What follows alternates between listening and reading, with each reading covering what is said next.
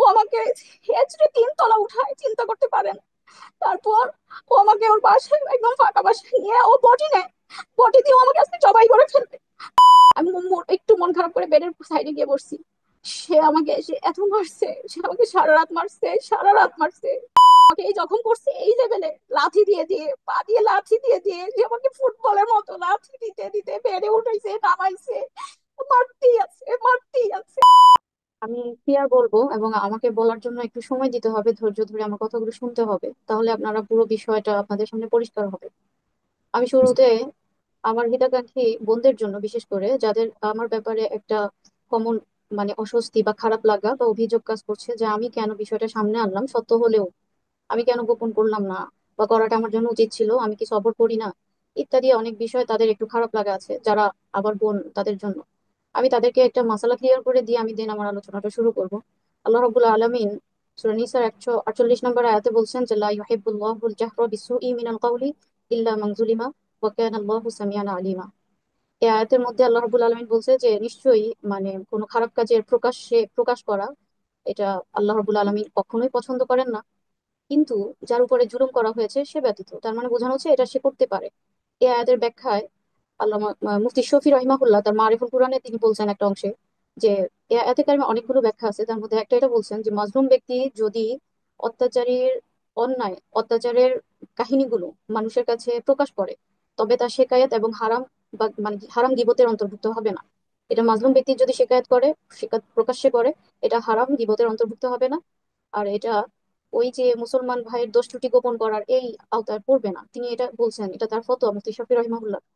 এবং তিনি বলছেন যে কারণ জালেম নিজেই মাজলুমকে অভিযোগ করার জন্য এখানে সুযোগ করে দিয়েছে এবং বাধ্য করেছে। তো এ ব্যাপারে আমার বোনেরা আপনারা নিশ্চিত থাকতে পারেন, শতভাগ নিশ্চিত থাকতে পারেন, আমার সবরের বিচ্যুতির কোনো প্রশ্নই আসে না। আমি যা করছি বিষয়গুলো আবেগের বশেও না। কেউ কেউ হয়তো আবেগ বলছেন, আমি যখন তার জন্য রাস্তায় নেমে খুঁজেছিলাম তাকে গলিতে গলিতে, সেটাও আমার আবেগ ছিল না। আমি যা করি আমি বুঝে করেছি, আমি জানি।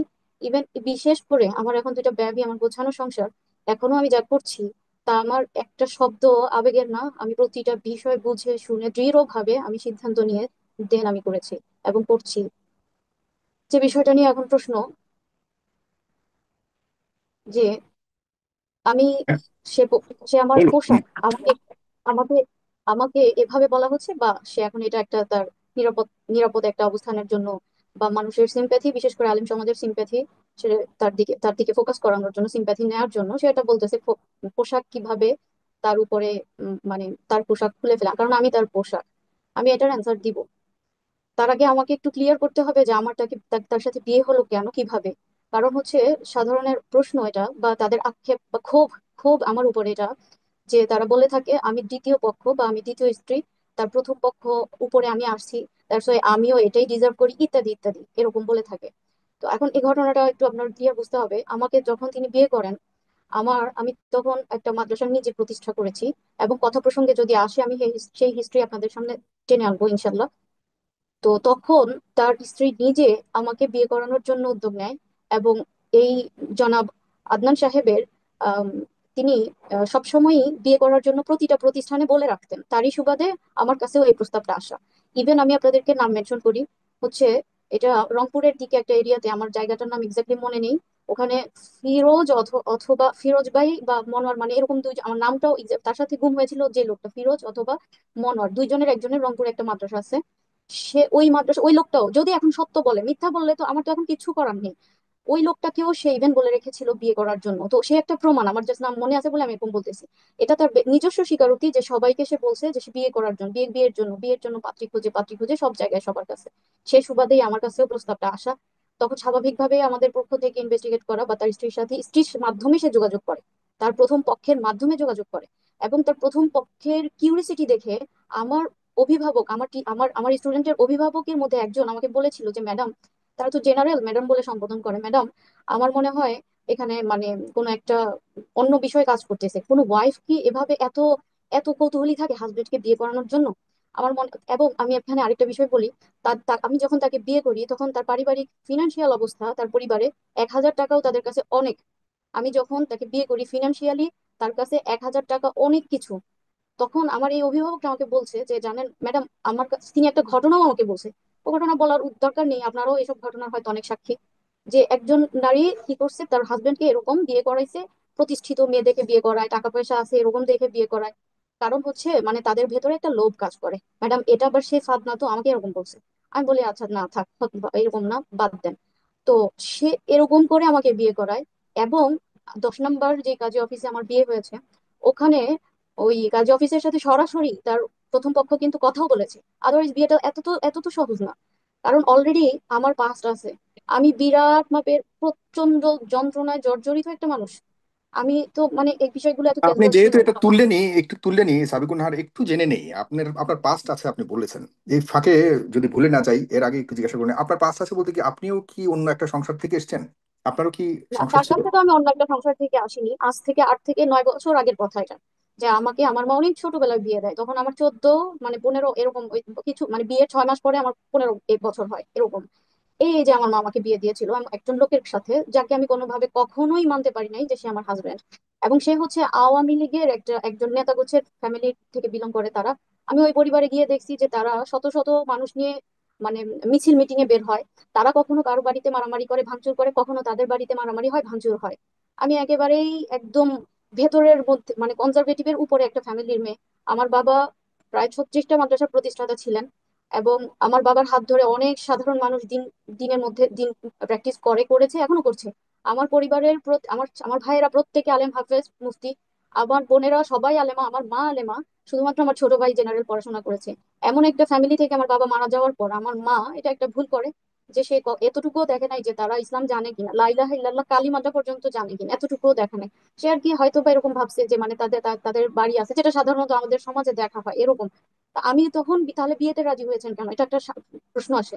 আমি তখন বলছি যে আমার মা যেহেতু রাজি, আমার মাকে দেখতাম খুশি, আমার বড় বোন খুশি, তারা চাচ্ছে আমি এই যে একটা মেয়ে, আমার কতটুকু বুঝ থাকতে পারে, আজকে তো তারা চাইলেই আমাকে তাদের কোনো সিদ্ধান্ত আমার উপরে চাপিয়ে দিতে পারবে না। আমার তখন বুঝ ছিল না, আমি শুধু দেখছি যে ওদের খুশি, তোমরা খুশি, মা খুশি, দেন ওকে ওকে। কিন্তু আমি এটা কখনোই মন থেকে একসেপ্ট করতে পারিনি। এবং ঘরে তারা থাকাকালীন কি আদনান সাহেবের সাথে আপনার পরিচয় হয়েছিল, নাকি ওই ঘর না, থেকে বেরিয়ে আসেন? আমার ডিভোর্স হয়েছে মেবি 16 সালের শেষের দিকে কিংবা 17-র দিকে, আমার এক্স্যাক্টলি মনেও নেই। আমি এগুলো কল্পনাতেও রাখি না, আমার চিন্তাতেও নাই, কিছুতেই না, আমার আজকে মনে করতে হচ্ছে, পরিস্থিতির হুম। শিকার হয়ে আজকে আমার মনে করতে হচ্ছে। তো ওই সেই ওই তখন আমার ডিভোর্স হয়েছে, আমার বিয়ে হয়েছে 21 সালে। আদনান হুম। সাহেবের সাথে আমার বিয়ে হয়েছে 21 সালে, আমি তাকে চিনিও না, সেও আমাকে চিনে না, এটা তহমত। এটা তার উপরেও আমার উপরেও একটা তহমত। কিন্তু এই বিষয় হচ্ছে যে আপনি যখন বিয়ে করছেন আবু তমাদার, তখন কি আপনি জানতেন কিনা যে আদনান বিবাহিত? এরপরও কেন তাকে বিবাহ করলেন? এই যে সে তাইপের পক্ষ থেকে, তার প্রথম পক্ষের পক্ষ থেকে যে মানে যে একটা তাদের অবদান, মানে সে কি করবে, তার হাজবেন্ডকে বিয়ে করাবে। তা আমি, হ্যাঁ, এটার উত্তরটা আরো ক্লিয়ার বলি, যে আমার তখন যেহেতু আমার জীবনটা এরকম এবং আগের আমি স্ত্রী তাকে একটা বিয়ে মাদ্রাসা, করাবে এটা আপনি জানলেন কিভাবে? আমার সাথে কথা বলতেছে। কে, তার আগের স্ত্রী? জি, কি বললাম তো, সে নিজে আমার সাথে কথা বলতেছে আমাকে কিভাবে চলতে হবে, এভাবে সে এমন, সে তেমন, এভাবে সে বলতেছে।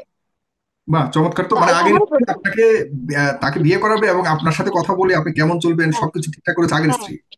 তারপর যেটা বলছিলাম যে আমি তো তাকে ছেড়ে দেইনি, আমি আমার ঘরের একটা বেডশিট থেকে শুরু করে ফ্লোর ম্যাট, আমার ঘরের একটা কাপ, একটা চামচ, প্রতিটা জিনিস, একটা সুতা, আমি সবকিছু তার নামে করেছি, তার নামে করেছি, তার জন্য গুছিয়েছি, আমি তার জন্য সাজি, আমি তার জন্য সাজাই, আমি তার জন্য গোছাই, আমার এটা পুরো সংসার।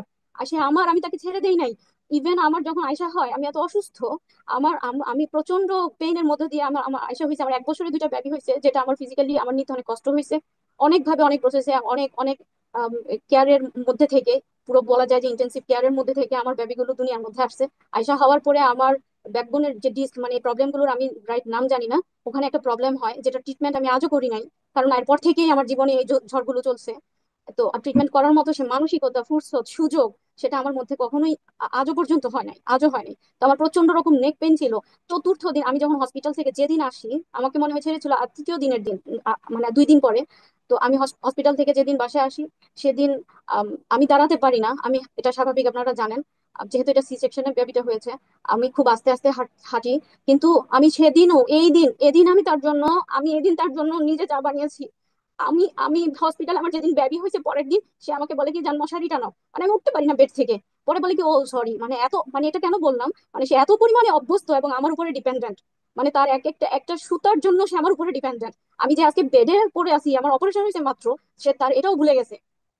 সে আমার সাথে হসপিটালে বেডে আছে, মানে সে বলতেছে মশা কামড়ায়, মশাইটা। সে আমাকে কিন্তু অথচ এক গ্লাস পানি খাওয়ায়নি। তখন আমি প্রচন্ড নেক পেনে 15 দিন সাফার করছি। এখানে আমার অনেক বোনেরা আছে, এগুলো জানেন, আমার ডক্টর বোনেরা জানেন যে আমি কি পরিমাণে সাফার করছি। তো আমি তো তাকে ছেড়ে দেইনি। আমার ভাষাটা আমি যেটা বোঝাতে যাচ্ছি, যে আমি তো তাকে আমার জান প্রাণ দিয়ে আমি তার জন্য সর্বোচ্চ করেছি। আমি তো তাকে বলি নাই যে তুমি আরেকটা বিয়ে করো বাবা, আমাকে টাকা পয়সা দাও, আমি খেয়ে পরে নেম ফেম নিয়ে থাকি, তুমি আরেকটা বিয়ে করো, সে তোমার সব সামলাবে। আমি তো তাকে ছেড়ে দেই নাই। আমি তাকে ছেড়ে দেই নাই। আমার জীবনে কিচ্ছু, আমার দুনিয়ার প্রতি কোনো মোহ নাই। আমার দুনিয়াই ছিল সে, আমার গোটা দুনিয়াই সে, আমার গোটা দুনিয়াই সে, আমার পৃথিবীই সে, আমার জীবনই ছিল সে। অন্যথায় আমার দুনিয়ার সাথে কোনো কানেকশনই ছিল না। আমি সম্পূর্ণ একদমই দুনিয়ার সাথে আমার কোনো বিষয়ে কোনো কানেকশন ছিল না। আমার গোটা দুনিয়া সে, আমি তার জন্য সাজাইছি সব, আমি তাকে নিয়ে করেছি সব। আমি তাকে তার মহাব্বতের সাহস, তাকে যে ভালোবাসি, এই ভালোবাসার সাহসে আমি দুইটা বেবি দুনিয়াতে আনতে পারছি। আদারওয়াইজ আমার ফিজিক্যাল কন্ডিশন এটা ছিল না। আমি সে সাহস করছি, আমি মহাব্বত থেকে আমি অনেক সাফার করছি। ইভেন আমার বেবি যখন আমি প্রেগনেন্ট, যখন আমার এসজিপিটি লেভেল এত হাই হয়ে গেছিল যে আমি আয়রন দিয়ে বসে বসে আমার গায়ে ছ্যাঁকা দিয়েছি। কিন্তু ও, ওর আমি একটা সামান্য কিছুর জন্য আমি ওর মার উপর ডিপেন্ডেন্ট হইতে দেই নাই। আর ওর প্রথম পক্ষের ওয়াইফের উপরে তো ডিপেন্ডেন্সি নাই, মানে সে ছেড়েই দিছে সব, সে করে না। এক কথায় সে করে না, করতো না তখন। আমি তাকে সে, আমি তাকে কোনো অভাব কোনো কষ্ট কোনো কিছু এগুলো মানে সে ছোঁয়াও পায়নি। তো এই, এটা হলো আমার একটা অ্যান্সার, যে সে, আমি কেন তাকে বিয়ে করছি আর এখন সে কেন আরেকজনকে বিয়ে করবে, ওই জায়গায় আমার আমার আপত্তি বা প্রশ্ন। তো বিয়ে করবে, ওকে ঠিক আছে, এটা তো আমি একটু আগে বললাম যে আমি মেনে নিছি। এটা তো আমি মেনে নিছি, আমি বারবার বলছি তুমি করো, আমাকে কেন ইনভলভ করো, আমার দ্বারা তো এটা পসিবল না। সে হয়তো তোমাকে ওভাবে ট্রিট করছে, ওভাবে জানছে, সে ওভাবে দরজার বাইরের মতো করে মানুষ তোমার সাথে ওভাবে ট্রিট করছে। আমি তো তোমাকে কলিজা থেকে মেনে নিছি, আমি তো তোমাকে কলিজা থেকে তোমাকে আমি, তুমি আমার আমার পুরো দুনিয়া। আমি কেমনে পারি, আমি কিভাবে পারবো, আমি কেন ডিল করব, তুমি করো যা ইচ্ছা, যেখানে যার সাথে ইচ্ছা থাকো, আমি কেমনে পারবো। অনেক বলছি, কিন্তু সে আমাকে পেইন পেইন পেইন পেইন দিতেই আছে, দিতেই আছে, দিতেই আছে। পোশাক, আজকে পোশাকের প্রশ্ন কেন আসে, যেদিন তার তার প্রথম পক্ষের বেবি হয়, তার প্রথম পক্ষের 2 নম্বর বেবি যেদিন হয়, আমি তখন রংপুরে। তখন বেবি হওয়ার পরে সে আসতে পারে, আমার আমার সাথে কথা ছিল যে আমি তো প্রতিষ্ঠান পরিচালনা করি, আমি রংপুরে থাকতে পারবো না, আমার প্রতিষ্ঠান পরিচালনা করার কেউ নাই, আমার আমার থাকতে হবে, আমি রংপুরে থাকতে পারবো না। কিন্তু তখন সে হঠাৎ করে তার দাবি, এটা আমার বিয়ের শুরুর দিকে, যে সে আমাকে ছাড়া থাকতে পারবে না, সে আমাকে ছাড়া থাকতে পারে না। তার ওইটার প্রথম পক্ষে, তাকে ভালো লাগে না, একদম সারাসারি কথা বলছে, তাকে তার ভালো লাগে না, সে আমাকে ছাড়া থাকতে পারবে না, তার ভালো লাগে না। যেভাবেই হোক মাদ্রাসা অন্য কাউকে যেভাবেই হোক বোঝায় দিয়ে হলেও আমাকে রংপুরে থাকতে হবে। তো ট্রায়াল স্বরূপ আমি একটা, আমার বিয়ের প্রথম যেই ঈদুল ফিতর আমি সেটা রংপুরে করি। তো ওই সময়টাতেই আগে পরে একটা সময়ে তার প্রথম পক্ষের দ্বিতীয় বেবিটা হয়েছিল।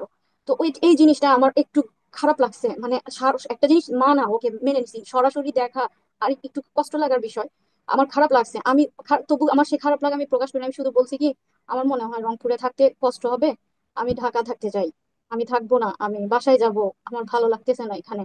মানে আমি এই বিষয়গুলো নিতে পারি না। তারা যেটা চায়, এক ঘরের মধ্যে 4টা ওয়াইফ থাকে, এই রুমে একটা, ওই রুমে একটা, ওই রুমে একটা, রুমে।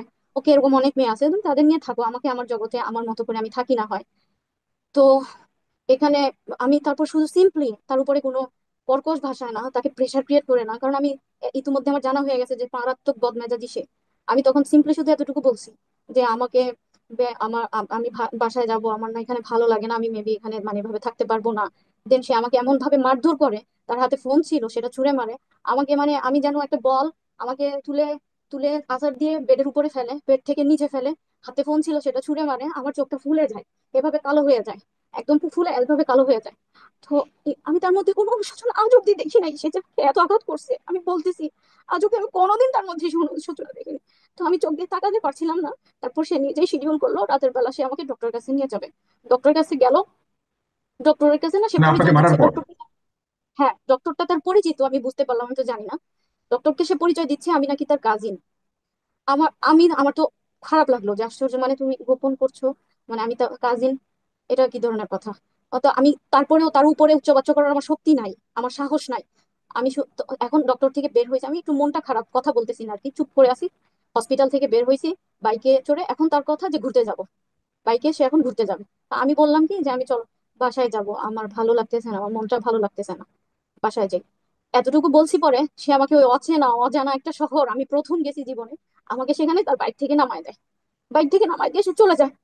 আমি, আমার কাছে আমার ব্যাগ ছিল, আমার ব্যাগে তখন মাত্র 1000 টাকার একটা নোট ছিল, কোনো ভাঙতি টাকাও ছিল না। আমি কি করব, গ্রামের রাস্তা তো, রাত হয়ে গেছে অনেক, প্রায় তখন 11টার মতো হয়ে গেছে, গ্রামের রাস্তা, তো মানুষজনও নাই যে আমাকে রাস্তার মধ্যে ফেলে বাইক নিয়ে চলে যায়। আমি আস্তে আস্তে আমি তখন সিদ্ধান্ত নিই, তাহলে আমি আমার কি করতে হবে, আমি বাসায় কিভাবে যাব। ঠিক আছে, হাঁটা শুরু করি। রিক্সাওয়ালা একটাকে পাইছি, জিজ্ঞাসা করি যে আচ্ছা এখানে বাস কাউন্টার কোন জায়গায়, আমার কাছে যে টাকা আছে এটা দিয়ে যে আমি বাসায় আসতে পারবো কিনা এটাও আমি জানি না, আমার জানা নাই। তো সে এরকম সে বলতে পারলাম না। আবার আবার হাঁটতে থাকি। আবার আরেকটা রিক্সাওয়ালার কাছে যোগাযোগ করি, আরেকটা রিক্সাওয়ালাকে জিজ্ঞেস করি, সেও বলতে পারে না। এভাবে আমি না অলি গলিতে হাঁটা শুরু করছি। তারপরে পেছন থেকে দেখলাম সে ছু মেরে আসলো বাইক নিয়ে, এসে আমাকে একদম থাবা দিয়ে বাঘের মতো ধরলো আমার বোরকাটা ধরে। আ- আ- বস, বাইকে বস। আচ্ছা বসলাম। এর মধ্যে তো তার আছেই যা, মানে আমি জীবনেও এরকম দেখি নাই, বেয়াদব, এই অসভ্য, এগুলো বলা শুরু করলো। আমি তো ভয়ে আমার আমি আমি শুধু বলতে না আমাকে বাসায় যেতে দাও, আমাকে বাসায় যেতে দাও। মানে আমি ভয় পেয়ে গেছি, আমি তাকে ভয় পেয়ে গেছি এক কথায়। আর আমি আমার তার সাথে আমার আর চলার কোনো ইচ্ছাও নাই। সে আমাকে তারপরে বাইক থেকে আবার হেঁচড়ে মানে আমাকে বোরখা ধরে উপর থেকে হেঁচড়ে বাসা পর্যন্ত নিল। তখন একটা 3 তলা বিল্ডিং এ উঠাইছিল আমাকে, যেখানে সে থাকতো। এই 3 তলা বিল্ডিং এ সে আমাকে হেঁচড়ে হেঁচড়ে হেঁচড়ে হেঁচড়ে উপর উঠাচ্ছে। আমি বোরকা পরা, ভিতরে আমার ড্রেস আছে, তার মধ্যে আমার গায়ে জায়গায় জায়গায় জখম হয়ে গেছে, জায়গায় জায়গায় আমার ছিলে গেছে। আমি কি সেদিন তার পোশাক ছিল না? আমি সেদিন তার পোশাক ছিলাম না? হুন্না লিবাসুল্লাকুম আনতুম লিবাসুল্লাহুন্না, এটা সেদিন মনে ছিল না? পোশাকের সাথে আচরণ করে, এটার নাম পোশাক। সে আমাকে এভাবে আমি বলছি যে আমাকে ছাড়ো, আমি আমি হেঁটে যাচ্ছি। ও ভাবতেছে আমি মনে হয় পিছন থেকে চলে যাবো বাইরে। আমি যাবো, আমি আমি নিজে হাঁটতেছি, আমাকে ছাড়ো, আমি আস্তে আস্তে উঠবো, আমাকে ছাড়ো। ও আমাকে হেঁচড়ে 3 তলা উঠায়, চিন্তা করতে পারেন। তারপর ও আমাকে ওর বাসায় একদম ফাঁকা বাসায় নিয়ে ও বটি নেয়, বটি দিয়ে ও আমাকে আজকে জবাই করে ফেলবে। আমি তো, ও না হয় আমাকে ভয় দেখাচ্ছে, এটা ও জানে, আমি জানি না। আমি তো আমি তো ফেস করতেছি। আমি তখন তার পায়ে পড়ে যাই, জান সরি, জান সরি, ওকে, ওকে। আমি শুধু আমি আমি হাসতেই থাকবো, আমার কোনো খারাপ লাগা নাই, ওকে সরি।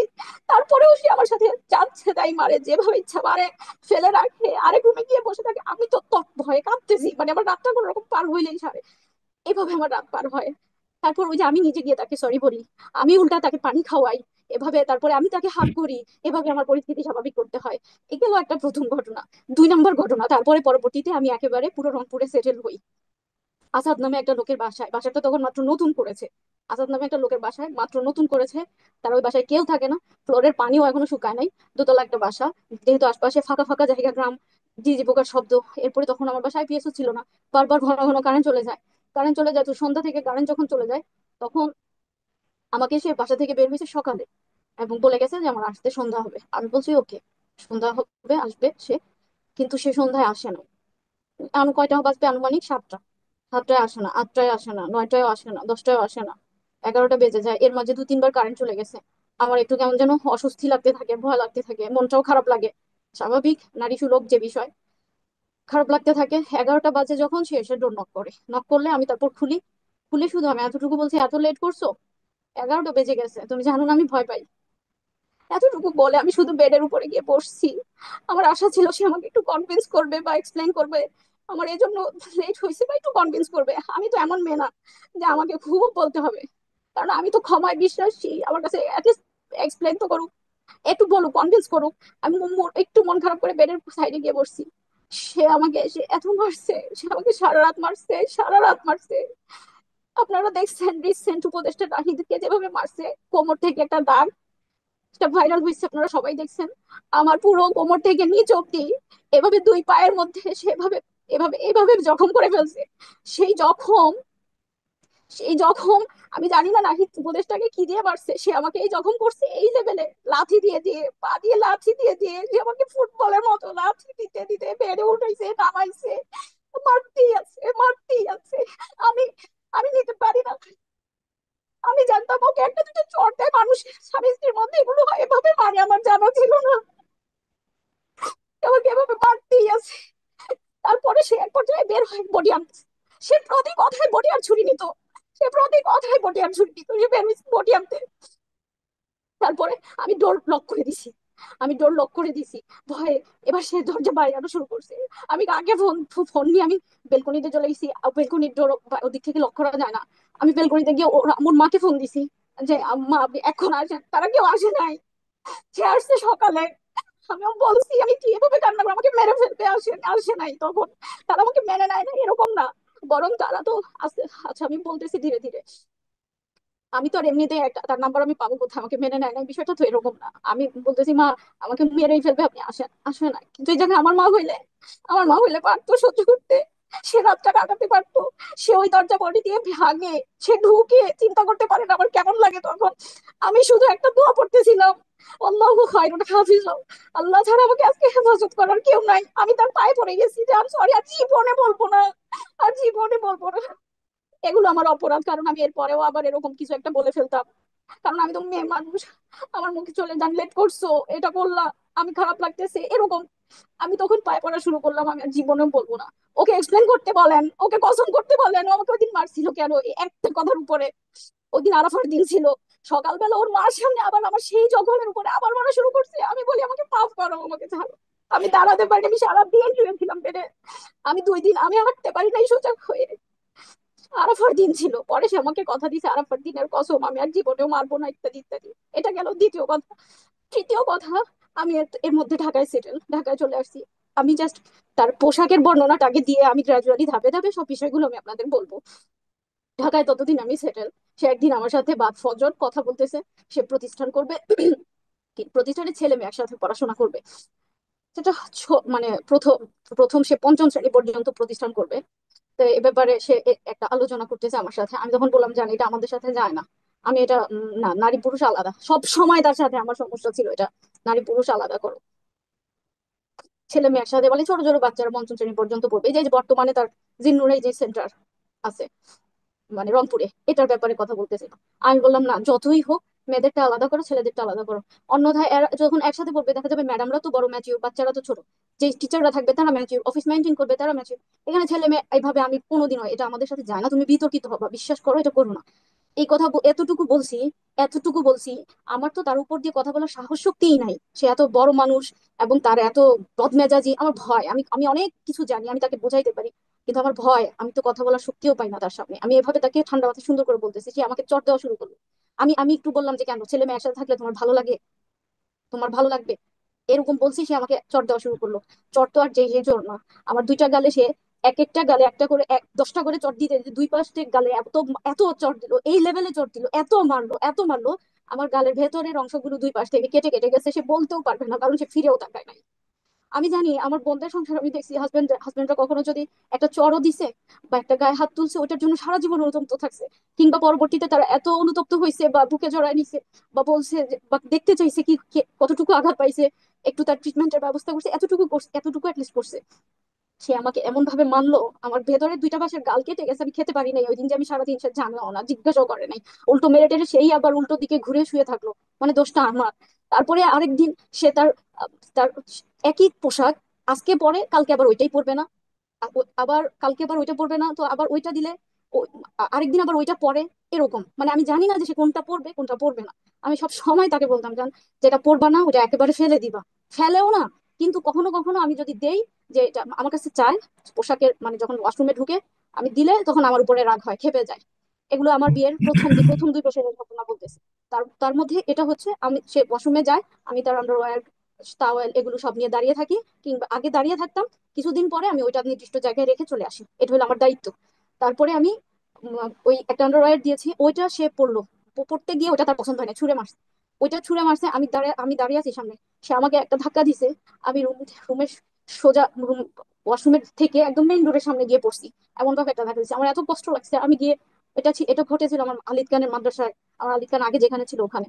আমি তারপরে গিয়ে অফিস রুমে বসে রইলাম যে আমি আর আর পারবো না, না ও প্রতি কথা অনর্থক কোনো কারণ ছাড়া আমার সাথে এরকম ঘেউ ঘেউ করে, এত মিসবিহেভ করে, আমি আর নিবো না, আমি আর পারবো না। তারপর সে আমি এক জায়গায় যাওয়ার কথা ছিল, একটু পরেই শিডিউল ছিল, সে নিজে আসছে, গিয়ে গাড়িতে বসে আছে, কারে বসে আছে, সে আরেকজনকে পাঠায় যে আমাকে যেতে বলে। আমি বলি না, আমি যাবো না, আমি আর নিবো না, আমি এগুলো পেন আর নিবো না। সে তারপরে নিজে আসছে অনেকক্ষণ পরে, আমি বলছিলাম কোনোভাবেই যাবো না, তারপরে আবার আসছে নিজে, যেতে হবে। তারপরে ঠিক আছে ওকে, সে আসছে মাত্রই আমি বলে গেছি, আমি গেলাম। আমার ভেতরে মানে সে বললেই ওকে যে আচ্ছা ঠিক আছে, আর ভুল হয়ে গেছে, সরি, ভুল হয়ে গেছে। এদিন সে আমাকে এতটুকু বলছে, এদিন সে আমাকে এতটুকু বলছে। আমি আবার রেডি হয়ে তার সাথে গেলাম। তারপরে সে আরেকদিন, সে সে বাইকে করে, আমি তার সাথে আমাদের গাজীপুর মাদ্রাসা আছে ওখানে যাচ্ছি। আমি কেন রোড চিনি না, সেজন্য আমাকে আবার বাইক থেকে নামাইছে, চিৎকার চেঁচামেচি শুরু করছে। আমি বললাম দেখো আমি কিভাবে চিনবো, আবার বেয়াদবি করে। আশ্চর্য, এটা কি ধরনের, ও না, মুখে মুখে তর্ক করে, সে চিল্লাইতেছে। এই শহরের মেয়ে, এটা নাকি তার এরিয়া, সে রাস্তা চিনে না, রাস্তা না চিনলেও দোষ। রাস্তা আমি কোত্থেকে চিনবো? আমি কি রাস্তায় রাস্তায় থাকছি? রাস্তা আমার দেশ, আমার গ্রাম, আমার বাবার বাড়ি, আমি চিনবো না কেন? আমি কিভাবে চিনবো? জান, আমি তো চিনি না। আমি কি কখনো এইভাবে একা একা আসছি? আমি কি রাস্তায় রাস্তায় গিয়েছি? সে জি স্যার, আমাকে যখন আমি বললো মানে রাস্তাও একটু চিনে না। শর্ট করবার জন্য অনেক অনেক অনেক কিছু বিষয় আছে আপনার সাথে আলাপ হ্যাঁ, করবো। সে শর্ট করবার আমাকে জন্য মানে আপনি আমাকে নির্যাতিত হয়েছেন, এগুলি কি পারিবারিক নির্যাতন বলা যায় কিনা আপনার চোখে? আপনি তো ধর্ম পালন করেন, স্বামীর শাসন বলা যায় কিনা? এই শুধুমাত্র শাসনের মধ্যে আহ বিষয়গুলিকে কোশ্চিন রাখা কালেও না, নারী। কোশ্চিন কালেও না। আল্লাহ রাসূল সাল্লাল্লাহু আলাইহি ওয়াসাল্লামের হাদিস আছে, রুয়াইদা ইয়ানজাশা সাওকাকা বিল কাওয়ারিদ, এমনি এমনি বলে নাই। আনজাশা রাদিয়াল্লাহু তাআলা থেকে কে আল্লাহ নির্যাতন রাসূল করা সম্বোধন জায়েজ করে না বলছে, আমাদের এমনি এমনি আলেম বলে নাই, সমাজে? সাওকাকা বিল কাওয়ারিদ, যে তোমার উপরে তুমি কাজ বহন করে যাচ্ছ, তুমি ধীরে ধীরে যাও। একটা একটা নারীদেরকে কাজের সাথে তুলনা করা হয়েছে। ইসলাম কখনোই এটা বলে না। এটা কোনো স্ত্রীকে কখনোই শাসন নারীরা করার বলে নিয়ম আছে বা এই জাতীয় কিছু শুনেছি, এরকম কোনো কিছু না। আছে কিনা? কো- শাসন, না, এটা সেই শাসনটা এটা সেই থাপ্পড় ক্রাইটেরিয়ার দিয়ে মধ্যে পড়ে। গাল কেটে কেটে ফেলা কিনা, এটাকে শাসন বলে কিনা জানি না। এ নিয়ে বিতর্ক আছে, এটা যাই হোক, আমি আমি ওইসব নিয়ে কথা বলতে চাই না, না, তবে আচ্ছা, আপনি আমি প্রশ্ন করি, অনেকবার আমি কথা প্রশ্ন করি, বলেছেন। আমি যে তাকে বললাম আমি রাস্তা চিনবো কেমনে, এটা কি আমার তর্ক? সে যখন আমাকে আমাকে আমাকে উপর আমার উপর মানে রুষ্ট হয়ে চিল্লানো শুরু করলো, আমি বললাম আশ্চর্য, আমি রাস্তা চিনবো কেমনে? আমি কি রাস্তায় থাকছি? আমি কি একা একা গেছি কখনো? তখন সে বললো কি, আবার মুখে মুখে তর্ক করে। আমি বললাম জান, এটা কি এটা তর্ক? বলে আবার বেয়াদবি করে। এইভাবে মানে সে এগুলো তার কাছে বেয়াদবি, এগুলো তার নাম তর্ক। এইভাবে সে আমাকে ডমিনেট করতো। ভয়েও একটা পরবর্তীতে, এই যে এগুলো আমার একটা শিক্ষা থাকতো, এরপরে আরো সতর্ক থাকতে হবে, আরো সতর্ক থাকতে হবে। পেছনে রিজন কি? যে অনেক দুইটা পয়েন্ট আছে আমি কেন এগুলো সাফার করছি। তারপরে রাইট, আবার এখানে আরেকটা বিষয় আছে, মানে তার কাছে তো একটা যৌক্তিক কারণ থাকতেই পারে আপনাকে এই ধরনের নির্যাতন, বলুন আপনার ভাষায় যদি তাই করে থাকে, এর পেছনে কি আসলে যৌক্তিক কোনো কারণ ছিল বলে মনে করেন না, যে আপনার কাছে যৌক্তিক কারণ একটা এটাই, সে তার হচ্ছে তার তার মানসিক সমস্যা, সে নিজে বলে, সে নিজে বলে মানসিক বলছে। সমস্যা? আচ্ছা, সে প্রচন্ড সেই রকম মানসিক সমস্যার জন্য, বদমেজাজি। তার যৌক্তিক মানসিক কারণ সমস্যা আপনি কি কোনো কথা মানে? বলার আগেই আপনি তার কাছে বেয়াদব, এটা সে বলছে। এটা মানসিক সমস্যার কথা সে নিজে বলছে, বলে আমার ছোটবেলাটা অনেক কঠিন ছিল তো, অনেক খারাপ ছিল তো, আসলে এজন্য হয়তো বা আমার কাছে অনেক কিছু অস্বাভাবিক লাগে, যেটা আমি নিতে পারি না। এরকম কখনো কখনো সে বলছে। বলছে কখনো আপনার কাছে সে এই এইভাবে, জন্য কি আচ্ছা, সে এইভাবে আমি আপনাদেরকে অনেকগুলো, প্রায় 8টা 9টা 10টা এরকম আমি মনে করে করে প্রতিটা বর্ণনা দিয়ে যেতে পারবো আপনাদের, মানে আসলে মানে 2 ঘন্টা হয়ে যাবে শুধু আমি কতবার আপনার গায়ে, আপনার উপরে নির্যাতন এত কতবার করেছে, মানে এরকম আমি যদি ইভেন্ট আগে আনলিমিটেড। বলি। এটা কোনো সংখ্যা নেই। আপনি বুঝতেছেন না যে কথা বললেই সমস্যা হইতেছে? ওই দিনও সে আমাকে রাস্তায় নামায় দিয়ে চলে যায়। ওই দিনও আচ্ছা, সে আমাকে রাস্তায় নামিয়ে দিয়ে চলে যায়, তারপরে আবার ব্যাক করে। চিন্তা করছেন মানে কোন ধরনের জুলুম? এই যে কেন আমি রাস্তা চিনি না, এগুলো আমি যদি এগুলো বলতে যাই, বললাম তো যে এগুলো বলতেই থাকতে হবে শুধুমাত্র। এভাবে সে আমাকে, এখন আমার প্রশ্ন, আমি যে কথাগুলো বললাম, সেদিন তার মনে ছিল সে যেভাবে এভাবে আমাকে টর্চার করে, এটা কি এটা তখন তার মনে থাকে না যে আমি তার পোশাক? আচ্ছা, আপনার তখন তার এই স্বামী, অহংকার ছিল আপনার না? স্বামী একটা কথা বলেছেন, এটি হলো যে তিনি লিখেছেন স্ট্যাটাসে যে ভুল সত্তায় অন্ধ ভালোবাসা, ভালোবাসার উপযুক্ত প্রতিদান বেশাক আমার প্রাপ্য ছিল, আমি এরও যোগ্য ছিলাম, পেয়েছি, মেনেও নিয়েছি। তবে আল্লাহর কসম আর না, হে জাতি, হে আমার জাতি, এতটুকুই বলতে চাই, আরশের মালিকের কসম, আমাকে গুছিয়ে একের পর এক মিথ্যা উপহার দেওয়া হচ্ছে। কাবার রবের শপথ, আমি জিনাকার নই। মোহাম্মদের রবের কসম, আমি ব্যভিচারী নই। যার হাতে আমার প্রাণ আর কসম, প্রাণ তার কসম, তারা আমাকে যত অপবাদ দিয়েছে তা থেকে আমি মুক্ত। কোনো পরনারীর সাথে আমার কোনো প্রকার হারাম সম্পর্ক নাই। হুজ্জাত ছাড়াই নিজেদের গুনাহের পাল্লা ভারী করো না। কাউকে জিনার অপবাদ দেওয়ার শাস্তি 80টা বেত্রাঘাত। চোখ বুজে গেলেই একটা শব্দের হিসাব রবের সামনে বুঝিয়ে দিতে হবে, এটাও ভুলে যেও না। আমার দোষ, ভুল, সত্তা মাত্রা মোহাম্মদ উভয় পরিবারের মাঝে সুন্নাত ইনসাফ করেছেন তিনি, সবার উপরে ক্ষমা এবং সবার উপরে সবর করতে থাকা, দিনের পর দিন ক্ষতবিক্ষত হয়ে নিজের প্রয়োজন মানসিকতায় প্রশান্তির আশায় সুলাসা করতে চাওয়া, যাতে আমার প্রথম স্ত্রী, মা, বোন কিংবা সবাই সম্বন্ধ ছিল যা শরীয়তে হালাল, ইত্যাদি ইত্যাদি। আচ্ছা, আমি তো বলছি যে বিষয়, আমি জাস্ট পোশাকের উত্তরটা দিলাম এতক্ষণ, তার কি তখন মনে ছিল না? আমি আমি আমি ধাপে ধাপে আপনাদের প্রতিটা বিষয় আনতেছি। আমার উপরে এইভাবে নির্যাতন করেছে আমার জীবনের আজকে থেকে 1 বছর আগ পর্যন্ত। 1 বছর ধরে সে আমাকে গায়ে হাত তুলে না, গায়ে হাত তুলে না। এবং সে আমাকে এটাও বলে, সে মানে খুব চেহারাটা ভয়ঙ্কর করে সে আমাকে বলে, আমি যে তোকে মারি না এটা দেখোস না, তার মানে হচ্ছে আমি তোকে আর আমার মায়ের খাওয়ার যোগ্যও মনে করি না, এটা বলে। তো আমি না পরবর্তী ভাবতাম, মানে তার মানে, মানে আমাকে মারতো এটাই মনে হয় ভালো ছিল, মানে এই মারে না যে এটাও আমার দোষ। আমি এমন এমন ভাবে নিজের ভেতরে নিজেকেই শুধু দোষী মনে করতে থাকি।